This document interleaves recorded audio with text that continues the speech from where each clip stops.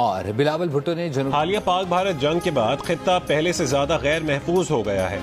सो ये किस तरह की पाकिस्तान की लीडरशिप ने बात की है, ये कैसी बात है जो पाकिस्तान ने की है? Challenged by a congressman called Brad Sherman to reduce any connections and to stamp down on terrorism in Pakistan, particularly the group Jaish. मैं तो इस चीज को समझ के थोड़ा सा बड़ा, वो जिसे कहते हैं ना, हैरान और परेशान हुआ। And unfortunately, as our neighbor has refused to talk. India तो ये कह रहा है कि हम तो बात ही नहीं करना चाहते। अमेरिका, इंडिया तो कहता है जी नाम भी ना लो। Terror groups within Pakistan. ये देखें, आज देखें, ये बिलावल भुट्टो जरदारी ने चैटम हाउस में ये बात की है। अमेरिका में पाकिस्तान और उसके पूर्व विदेश मंत्री बिलावल भुट्टो की जमकर किरकिरी हुई है। एक सीनियर अमेरिकी सांसद ब्रैड शेरमैन ने बिलावल को खूब खरी खरी सुनाई है। एक नई नॉर्मल या नई नॉर्म, न्यू नॉर्म एस्टेब्लिश हो रही है जिसमें पाकिस्तान के पास रिएक्ट करने के लिए बहुत ज़्यादा स्पेस नहीं है। बिकॉज अगर आज आपकी वाटर अवेलेबिलिटी 13% कम हो गई है तो और चंद महीनों में ये 15% या 20% कम हो जाएगी, फिर ये 23% या 25% कम हो जाएगी। जिसके बाद इंडिया ये कह रहा है कि इसके पीछे 4 लोग मौजूद थे।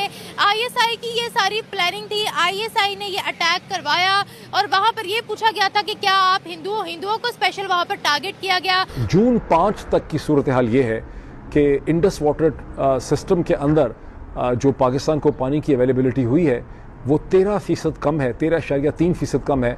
There is no rehyphenation or hyphenation between both the countries. उन्होंने बिलावल से जैसे मोहम्मद को खत्म करने के लिए काम है।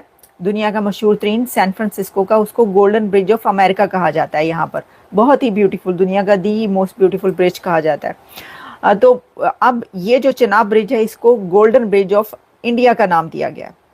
ये तो हो गई ये वाली बातें जो मैंने आपको बताई। इसमें यह है कि बनना बहुत मुश्किल था ट्रेन का, रेल लिंक का वहाँ पर पहुँचना, जो कि मोदी साहब ने इसके ऊपर बात भी की, लेकिन उन्होंने कहा कि हम चुनौतियाँ जो हैं वो सुनने के और उसको समझने के और उससे आगे निकलने के जो हैं वो आदी हैं। एक चीज़ उन्होंने ये कही है कि किसी भी विरोधी को, यानी उनका इशारा पाकिस्तान की तरफ है कि पाकिस्तान को पहले मुझे फेस करना होगा, पहले नरेंद्र मोदी को फेस करना होगा और फिर कश्मीर तक पहुंचना होगा। हैं जी, सुन रहे हो ना?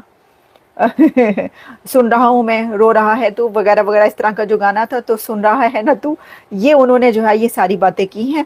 अच्छा, अभी तक मुझे पाकिस्तान की तरफ से कोई इसके बारे में मैसेज मिला नहीं, जैसी कोई जवाब आएगा वो भी आपको बताएंगे। फिर उन्होंने ये कहा, अब मैं आती हूँ उस स्पीच की तरफ। ये तो मैंने आपको बता दिया कि क्या क्या हालात हैं जो है।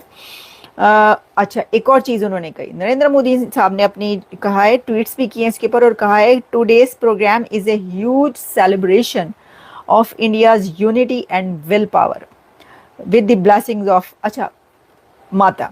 इसमें यह है कि हमने ऐसा पहले मैंने कभी नहीं देखा कि नरेंद्र मोदी साहब अपनी स्पीच स्टार्ट करें ओम और जय माता दी, जय माता दी के उन्होंने नारे लगवा दिए वहाँ पर। वैसे तो ठीक है, कोई भी लगवा सकता है, लेकिन मोदी साहब नहीं लगवाया करते थे इस तरह, लेकिन उन्होंने स्पीच के स्टार्ट में ये सब किया है। अब उनकी स्पीचें जो है ना वो काफ़ी स्पीचें काफ़ी डिफरेंट हो गई हैं। अच्छा जी, उन्होंने ये कहा है कि जो हमसाया पड़ोसी है वो विरोधी है टूरिज़्म का, वो विरोधी है एजुकेशन का, वो विरोधी है गरीब आवाम को खुशहाली देने का, और इस तरह की बहुत सारी बातें। अब देखें, ये तो वो विरोधी कौन है और वो किस हमसाई की तरफ इशारा कर रहे हैं, ये तो आपको बखूबी जानते होंगे, मुझसे भी ज़्यादा।